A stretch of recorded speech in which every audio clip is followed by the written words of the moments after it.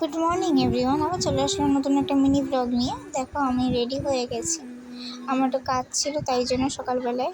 তো দেখো সানগ্লাস পরে নিয়েছি, যে রোদ তারপরে বৃষ্টি হচ্ছিল। তো আমার কাজ হয়ে গেছে, স্টেশনে দাঁড়িয়ে আছি এখন আমি। দেখো স্টেশনে এই যে ট্রেনের জন্য ওয়েট করছি। তো ট্রেনের থেকে নেমে টোটো ধরে বাড়ির দিকে রওনা হয়ে গেছিলাম। তো বাড়ির রাস্তা এটা, তো এই দেখো বাড়ির রাস্তা, শুকিয়েও গেছে বাড়ির রাস্তা, বৃষ্টি হয়েছিল।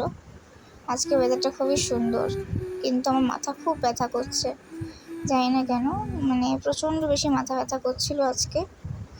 তো এই যে বাড়ির রাস্তা, দেখো গাছটা কি সুন্দর, গাছের মধ্যে যে কাগজ ফুল বলে, আমাদের এখানে কাগজ ফুলই বলে, তোমাদের এখানে কী বলে আমাকে জানিও।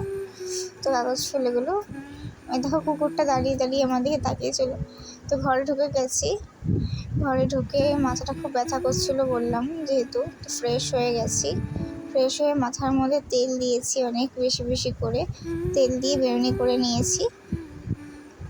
সন্ধেবেলা এটা, সন্ধেবেলার সময় ওই চশমা পরেছি, বলে না মানুষ ঠেলায় পড়লে বিড়াল গাছে ওঠে, ওই হয়েছে আমার হাল। তারপরে দেখো চা খাচ্ছি, জীবনে সব থেকে বড় শান্তির জায়গা এটা আমার কাছে।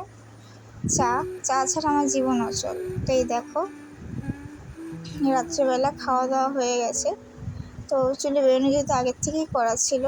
দেখো তারপর আজকের দিনটা বাই।